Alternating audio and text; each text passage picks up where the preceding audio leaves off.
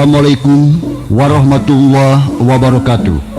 Wilujeng ditepang daungkeun di serang acara carita dina judul ning carita Bagong Kajajaden karangan Kileksa.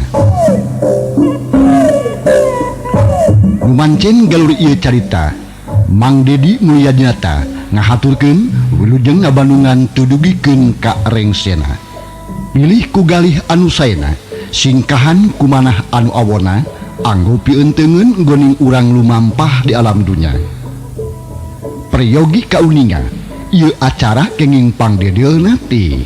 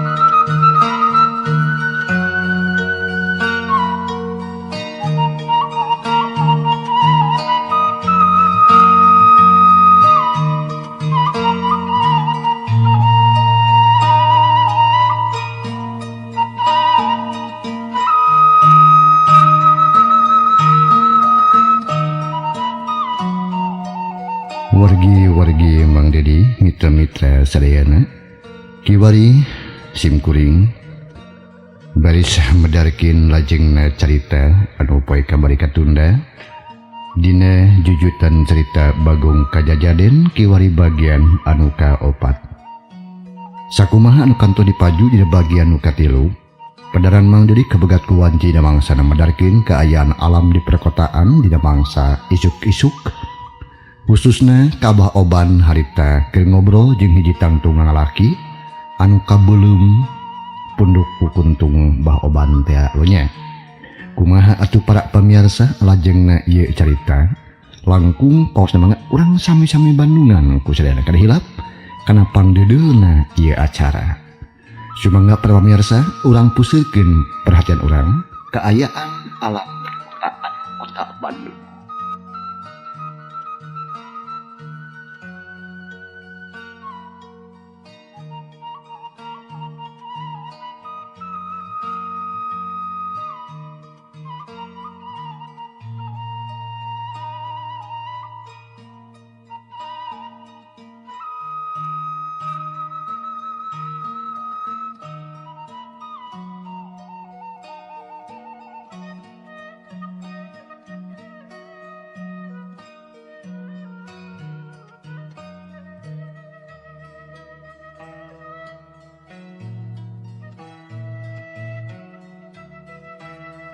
Kita jeung sajabana dalah anu leumpang ge ti cerita ngabru deuk muru ka pagaweanna masing-masing.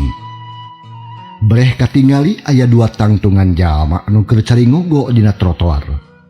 Horeng si mana horeng si abah oban nu dagang buah keur ngobrol jeung hiji tangtungan lalaki anu kasunut punukna ku kuntung udud bah oban. Sanggis si dikenalkeun malah sanggis si dihampura. Eta si lalaki ngahuleng menang ngarti ayeuna mah. Terus inditna rumanggieung mata kuatir. Tapi satu kangen jasad anu ruksak pikawatireun teh aya sifat-sifat anu angkuh jeung kasar. Perbawa warahan alam kahirupan anu sing sarwa keras. Sedengkeun abah oban mah ngahuleng gawena teh. Manehna encan sadar kana naon-naon anu diucapkeun ku eta lalaki. Bah oban encan ngarti kana kahirupan para pengemis teu nyaho kana seluk-belukna. Yan, rupa-rupa hari manusia di kota geuning kitu, cek abah oban ngomong sorangan.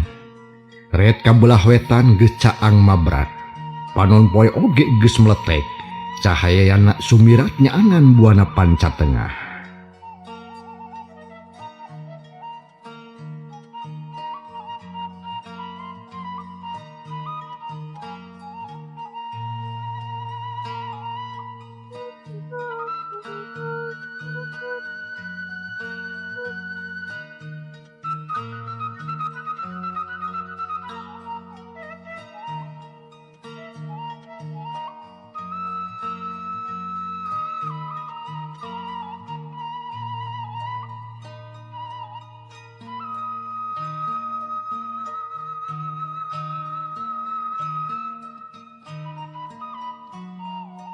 Jalan-jalan diserame pisan kudu lalar liwat. Cai ibu ngagarenan dina kakembangan sisi jalan. Plastik anu ngayang diburuan barasih ku cai ibun. Bah oban nusap beungeut ret kana besek anu eusi ku dagangan. Kudu kamana aing dagang poe ieu yuh. Mana lapar di beuteung teh ade duit beuki ipis. Boro-boro bacian jenis oge kalahkah ngariut. Ceuk Abah Oban berjeng liat nangtung. Babatak heula sakedeung karasa meuli rangkeng awak teh. Bareng jeung mukana toko, Bah Oban mimitiin diteudeuh ngadagangkeun buah sesa kamari. Lengkahna lungse harepan ipis, sumangetna mimiti ngurangan, loba kasieun jeung kahariwan. Mana komo lamun cegas inget kana omongan lalaki nu tadi. Unggal ngalengkahkeun supu teu waleh gegebegan jeung gegebegan bae. Sedengkeun mangsa alam harita kirawan cihaneut moyan. Lalampahan Abah Oban tego ka hiji tempat. Bah Oban harita eureun gek diuk dina batu. Ari panon mah melohong kana rupa-rupa tutumpakan nyatana kendaraan anu pasuliwer di jalan raya. Jalma-jalma balawiri sora mesin pating gerung tepuguh dengekeunana. Bah Oban ngarasa capek, geus teu hayang ngider cenah. Tanagana geus leuseuh, atuh terus dadasar di dinya. Sugan jeung sugan aya milik pajarkeun teh daganganana bisa laku cenah. Tapi nya kitu nepikeun kawanci pecat sawed teu payu hiji-hiji acan buah teh. Malah buah teh kelaka beuki peot kapoe. Bah Oban teu bisa milih tempat nu hade lantaran can apa kana kaayaan di jero kota.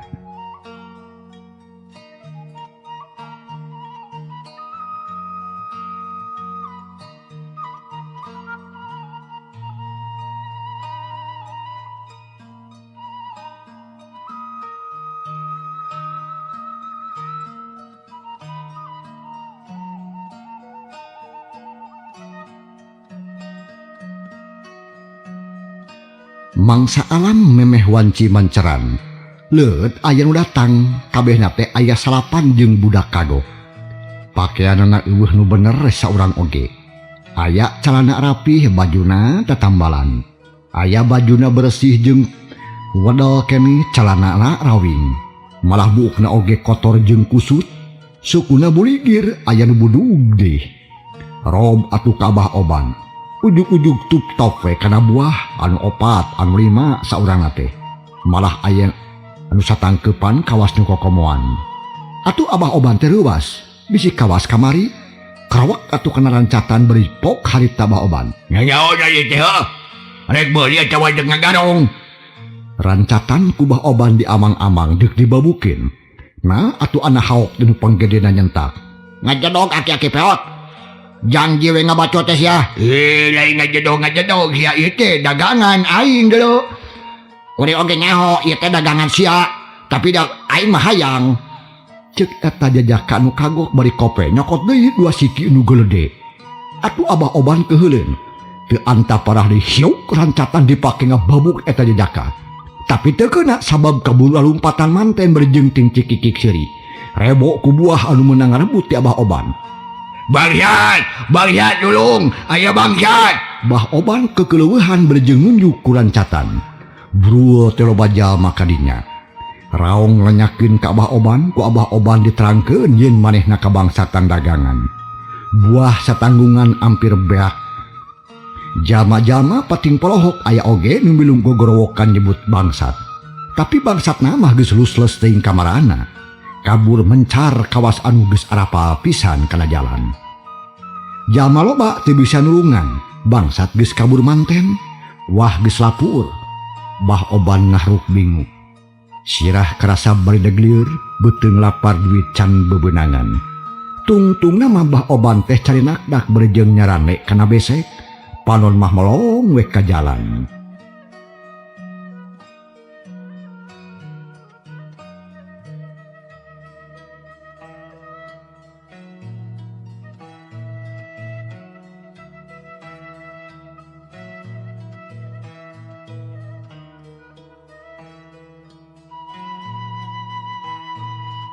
Breh Ambu Yuyun jeung anakna nembongan.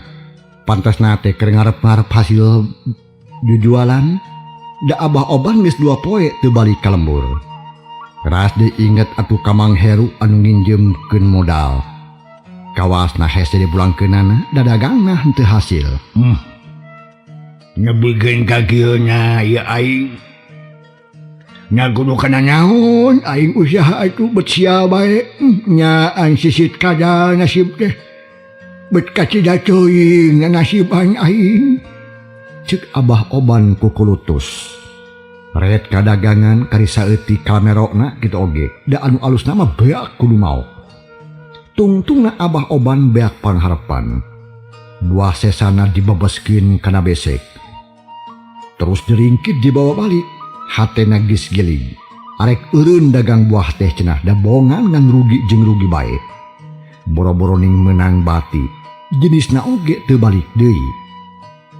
Kasugri para wargi, cag urang tunda kaayaan Bah Oban.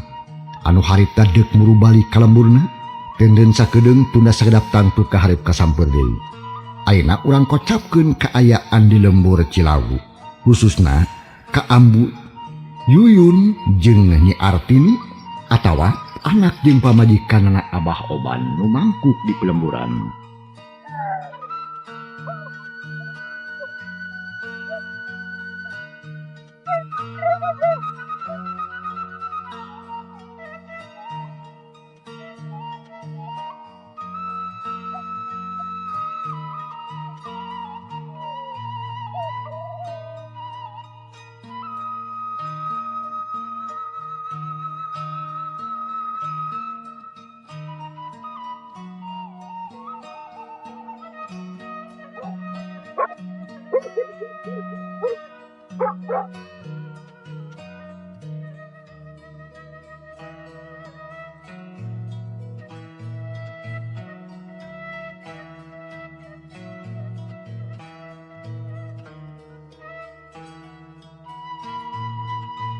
Langit lenglang teu aya aling-aling, bersih pikabetahin.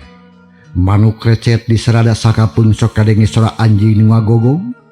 Hayam mah komo raongkong korongo. Hawa gunung karasa seger matak betah jeung tumanina. Mangsa alam harita teh kira-kira pukul 10 isuk-isuk. Ambu Yuyun atuh jeung Nyi Artini ngadalaweung we dina golodog bari jeung sisiaran. Meus-meus liuk ka jalan, meus-meus liuk ka jalan. Sugan jeung sugan Bah Oban datang. Tapi lopeng eueuh jebul, matak nyeri beuheung sasonggetin. Mak, Ambu, na Abah teh mah lila-lila teuing ti kamari teh aya mulang. Na kamana dagangan nepikeun ka meuting sagala. Kadang siang menang kecelakaan Ambu. Kawas keur ngabandar muning. Cek Nyi Artini, manehna melangeun kam jadi bapa. Teu umum atuh Nyai. Moal nya cilaka kawas ku muning. Keur jadi bandar muning mah memang kaharti ku Ambu oge da muning masuk galak terus neunggar. Ari buah onaman mustahil make neungar. Moal naon Nyai. Ceuk indungna bari jeung cetes atuh nines kuar. Ih ari emak lain ditengar buah atuh mah tapi kecelakaan anu sejena mah alum atuh mah. Liar kalemur batur loba mamalana. Nya memang ulang teh ari melang mah kudu tapi doakeun we atuh sangkan si Abah aya dina kaslametan sarta mulangna bari jeung mawa hasil anu muncekil. Sabab ini nanti mah oge rek usaha lain rek ulin tepuguh. Cek Ambu Yuyun ngabeberaha teh nu jadi anakna.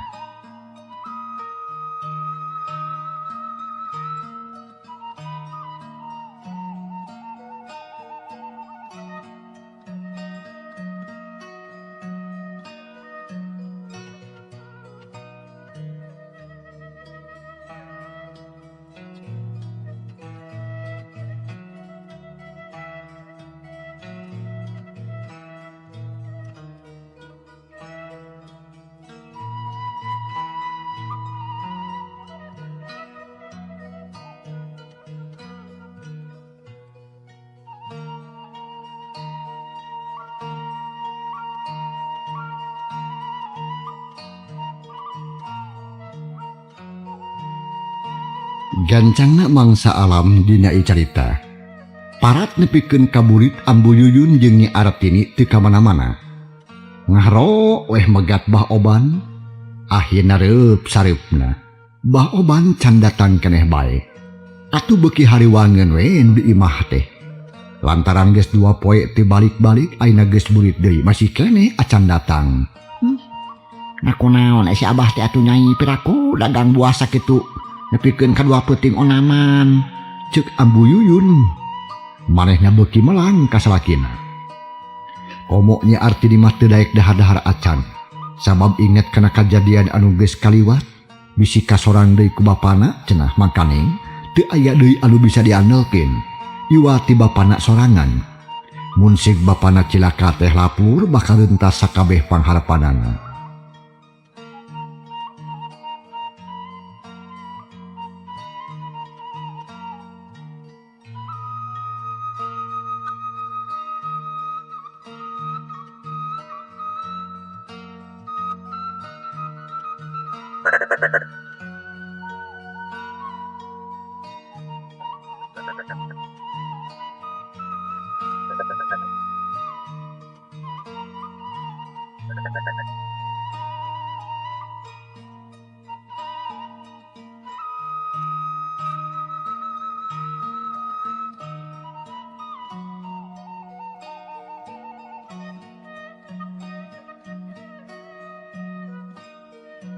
Mangsa alam nyerelek hanti karasa.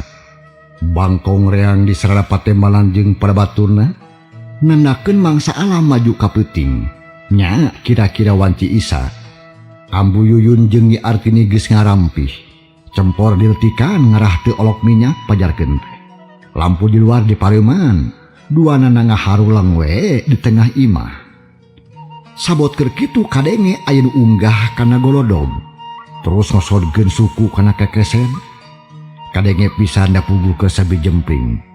Nu aya di jero imah curinghak paheula-heula muka panto. Ari breh teh Bah Oban karek datang mawa bese kosong. Alhamdulillah alamin nuhun ya Allah geuning datang Abah teh. Cek Ambu Yuyun berejeung marah main. Hatena bungah aya nempo salakina salamet mah. Malah Nyi Artini oge berag deui sabab jelas bapana jag-jag waringkas. Nya abayon tuh. Datang ayeuna mah Abah teh salamet teu kunaon. Tapi tuhnya asa capek-capek teuing yo. Cek Bah Oban sok nunda bese kosong di pojok. Geuk diu kina samak saheulai. Sor Nyi Artini nyorokeun cai enteh atur regot Abah Oban minum nepikeun ka ngalaki. Kumaha dagang teh Abah? Hasil tawan teu? Jigana mah hasil da geuningan besekna kosong. Luitna ge moal burung merkis meunang. Cek Nyi Artini nyarengeh atoh nempo bapana datang teh. Jedud asa anu ngadudut jajantung Bah Oban. Bah Oban sedih ngadenge pananya teu jadi anak kitu teh. Lantaran geus kacipta anakna ngarep-ngarep burang jeung peuting. Ari heg usahana teu hasil. Nyai anyak Abah. Sing sabar geulis anyaking anak Abah poe ieu mah Abah teh keur beujeuhnya didoja ku nu kawasa. Diuji iman dicoba kasabaran.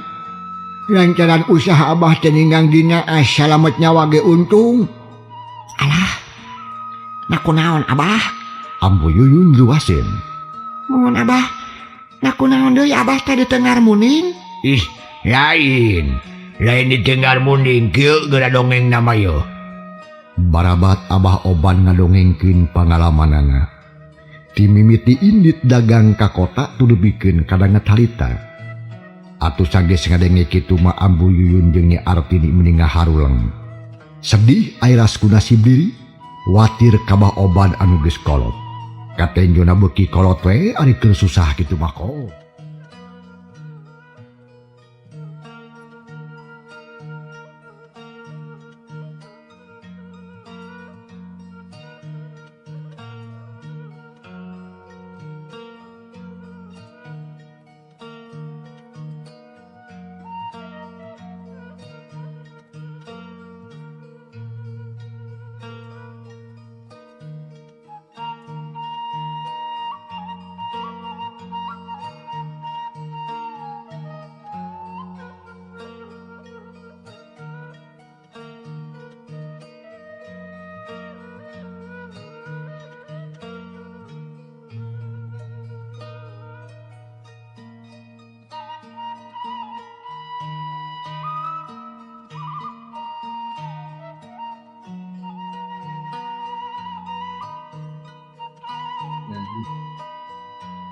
Jangkrik-jangkrik di sarada pating tirilik komo ciang-ciang mah merikeun kareang.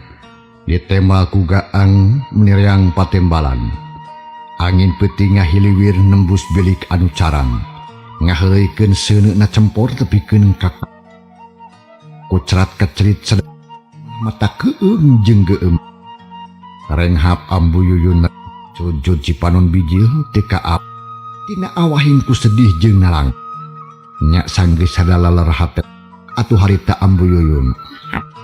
Mana kitu oge Abah mata ya bak. Sabab naon oge kudu jeung elmuna padudae. Geus we. Sabi-sabisa dilemur teu teuing ngangan duit mending oge. Sib anu geus jadi kulak canggebak. Bener. Nya mah Ambu tapi sing anu sia maragrag di langit tapi di ikhtiaran. Tata jeung cara Abah teh geus ngajalankeun rupa-rupa usaha Abah dengan gagal jeung gagal. Ayeuna mah kari tawakal ka Allah. Kokomoyan teuing Abah. Pate geus beda deui jeung baret. Geus mejeuna oge kudu ngukur ka kujur. Na sakarepna hawa nafsu. Oge ulah kacit. Da kakuatan Abah geus ngurangan. Si aya kejadian anu leuwih parna. Ayeuna sing nyaat Ambu Yuyun manehna ngrasa lakina jeung sedih we ngadengena atuh hate nyaat ayeuna mah maneh sasadutu marima geus jadi milikna po ngeras Abah sarios ulah sakit. Da ieu mah Abah teh tos kakiatan keun we. Iya abdi oge ayeuna geus puguh nasib urang batan sakit. Itu ceuk Nyi Artini nyerep nyecep kana ati kahartieun pisan ku Abah Oban ngadenge omongan anakna kitu pok. Ambu oge nyai. Ganyaah maraneh ka Abah. Geus kurang kakuatan. Nyapi Abah boga rasa jangan kipayah pikeun marab majikan. Dan gitu Abah ge mah bakal tungtung boga keneh suku dadak enakeun bae ulah marang. Abah rek tetep antu ayeuna mah rek ngukur ka awak rek niangan nu sakira cocok Abah ayeuna. Kudu kitu atuh Abah. Yuyun harita berejeung ngareret ka Nyi Artini teu milu panonna carinakdak bet sedih diras watir ka kolotna anu nak neangan pangupa jiwa.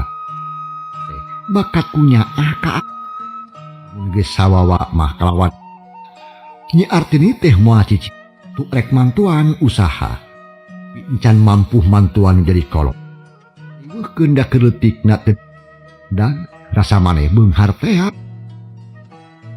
nya Oban sakula warga ngariung balik Rinenjo jenisna salamet aja ing terus ngahiliwir di pirikus jangkrik patembalan jeung si dialokan ku Soralono pat Ponroai alpeteuy bah hatena malahan mah bisa sare tibra di jero imahna.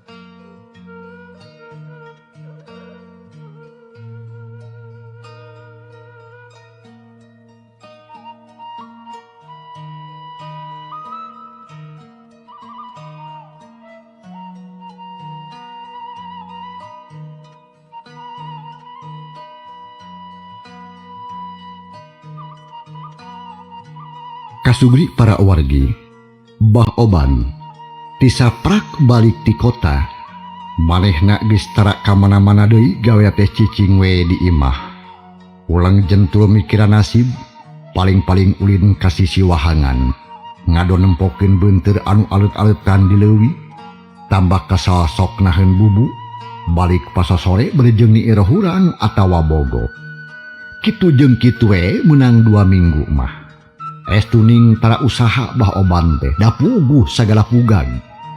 Kapaksa ambu Yuyun banting tulang mantuan salaki. Kuli nutu kuli ngarambet atawa naon we nu sakira kalda kaduga ku tanaga awewe anu hengker. Nya lumayan ari sakalin-kalin dahar sapopoe mah teu pugag teuing sok meunang we sarta cukup tiluanen. Tapi cara kitu teh teu hade lamun tutuluyan mah. Leheng basa mun ambu Yuyun jag-jag bae kumaha lamun parang keur gering geus kabayangkeun riweuh paciweuhna pasti bakal ngalaman ngabubur. Nya kocap ning ieu carita dina hiji poe pabeubeurang harita teh.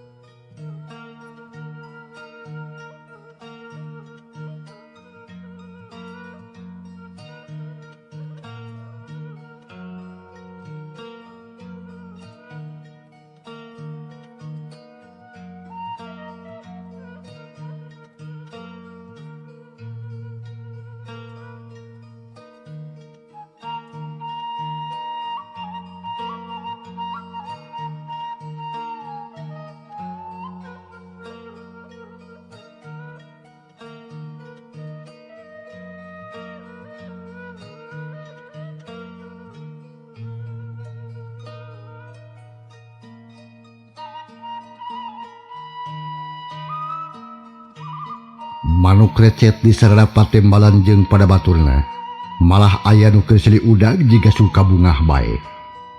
Nya dina hiji poe pabeubeurang harita ambu Yuyun pok ngomong ka salakina.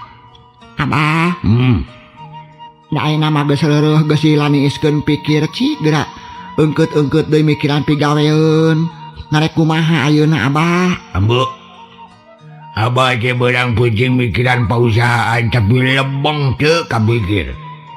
Tapi ngeunaan sumanget Abah can pareum rek terus usaha satekah polah cek ente. Ya hayang naon hayang nu gemakeun nu jadi anak jeung pamajikan. Sangkan ulah nalangsa cara bapanya. Ngan eda sesenyangan jalannya. Kumaha lamun nurutan Aki Suta atuh Abah? Nya kana naon kitu? Aki Suta oge geuningan unggal poe teh tara cicing sok aya we di pigawean teh. Pagawean teh teu pira ukur ngarautan awi, ngahuaan tamiang, dijeunan barang-barang pangabutuh urang lembur kaya ning boboko, aseupan, ayakan, hihid atawa naon we anu barang tina awi. Abah ge hayang boga pajabakan kitu teh Abu. Da heueuh cocok keur kolot mah. Tapi Abah mah rumasa baeut teu timu kana anyaman teh. Paling-paling bisa oge nyieun aseupan ngan Nah Abah, sok sieun monyong we. Da geuning aseupan mah nyungcung wae ning.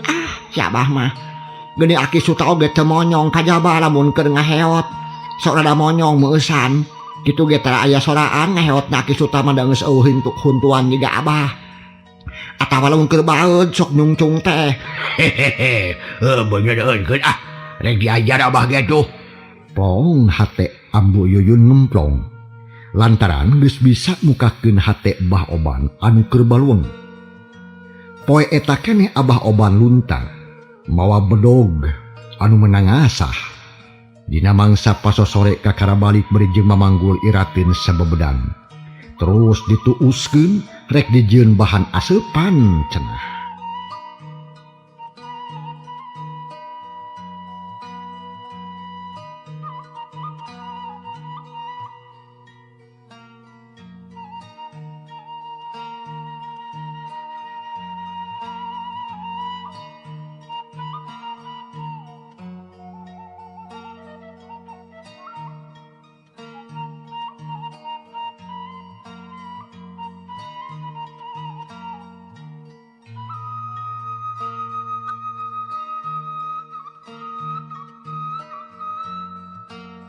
Kasuri para wargi, panjangna alam sore jeung peuting dina ieu carita teka catur.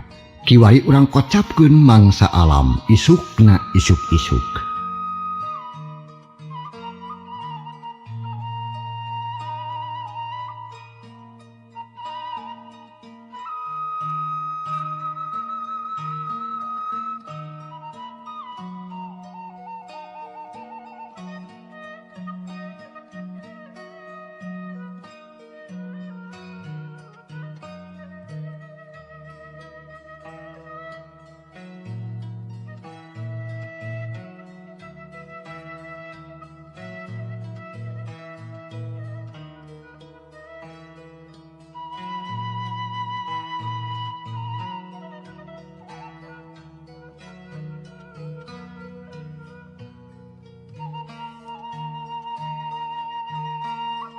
Manuk krecet di sarada patembalan jeung pada baturna.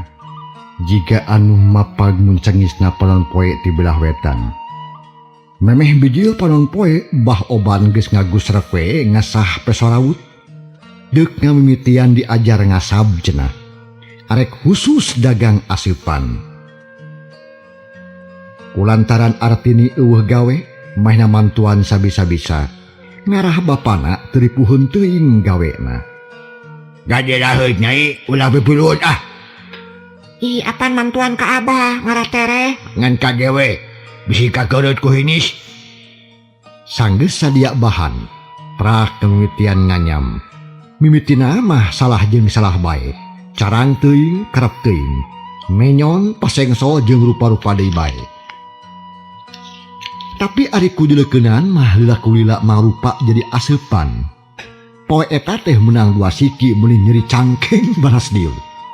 Tapi Bah Oban regreg lantaran geus boga pacabakan nyeleutikan. Gancangna mangsa isukna deui menang 3. Lila-kulila jadi loba. Ambu Yuyun nyobaan mawa ka tetanggana. Bet aya nu meuli, tungtungna pada nyaho atuh jual anu rek meuli aseupan. Lumayan Bah Oban bisa hirup tina ladang ngajual aseupan. Tapi da teu kawas dahareun ari parabot mah. Anu meulina carang teu haban bae ngaganti aseupan. Lila-kulila carang deui anu meuli teh. Nu akhirna Bah Oban mutuskeun manehna rek lahan dagang ka lemur sejen. Sugan jeung sugan tarik milih. Ambu, Naon Abah? Abah duakeun nya. Rek nyobaan dagang ka Cilengsa ieu. Ulah bisa tepung jeung Bandar Muning nu telengas teh Abah. Ambu Yuyun teu ngedinan. Sabab inget kana omongan Bah Oban. Yen anu ngaguna sika ngajailan Muning teh bandar urang lembur Cilengsar. Akeun bae. Jamuana nyaon. Abah mah teh hayang manjangkeun mumusuhan. Ah. Abah mah rek niangan rejeki urang we. Sugan jeung sugan aya di Cilengsar pimilikeun teh jeung deui deuk nepungan sobat. Sugan aya keneh di kieu nya deuk minta bong-bolongan ah. Ceuk Bah Oban keukeuh rek indit dagang ka Cilengsar. Nya kajeun atuh ari keukeuh mah Abah ngan kadewe sing waspada. Heueuh atuh bogoh we. Nya harta keneh Abah Oban teh babahanan. Bawa asipan aya kana puluhna terus ditogenca. Bramiang, lengkahna panceg pinuh ku pangharpan. Hatena regreg ayeuna mah. Lantaran leutik-leutik oge geus boga pacabakan. Sarta anak pamajikanana katara bangun bungahin. Kasugri para wargi, can urang tunda heula kaya lemur Cilawu. Khususna Ambu Yuyun jeung anakna nu katelah Nyi Artini, urang teu ngalampahan Bah Oban. Tangtu kahareup kasampeur deui ayeuna, urang kocapkeun heula kaayaan hiji lembur nu anyar kaguar, nu katelah lembur Cilengsar.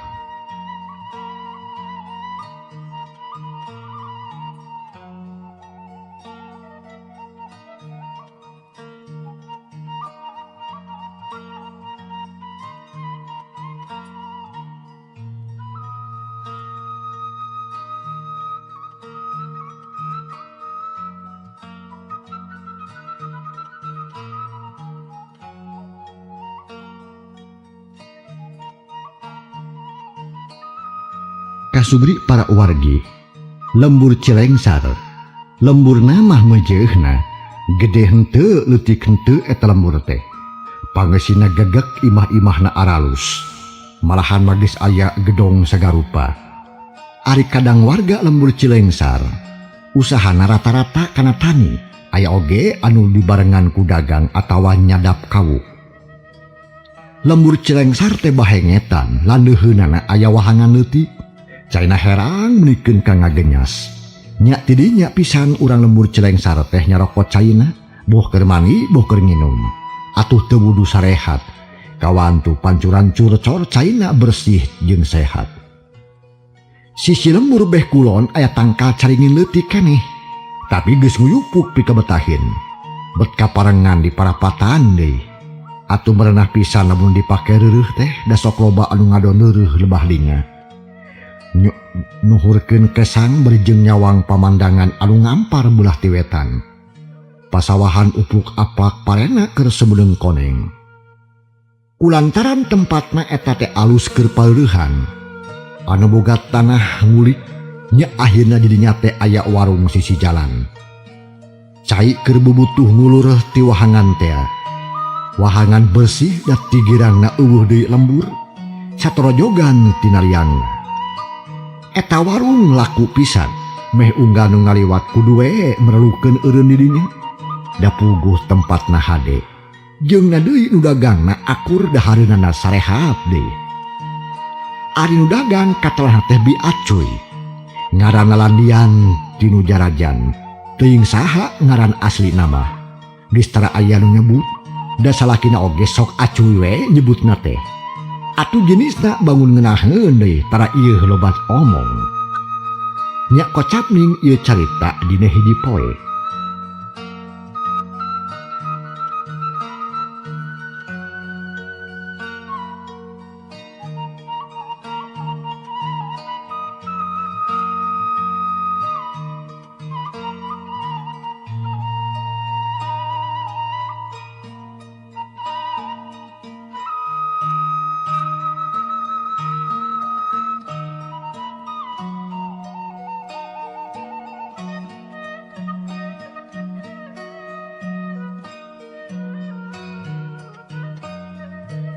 Kocap ning dina hiji poe, Bi Acoy tukang dagang teh ngadaweung mesorangan. Dina bangku panjang paranti anu Jarajan. Ari salakina Bi Acoy keur ngarasuluh harita teh. Anakna anu ngan hiji-hijina keur ngarit di sawah.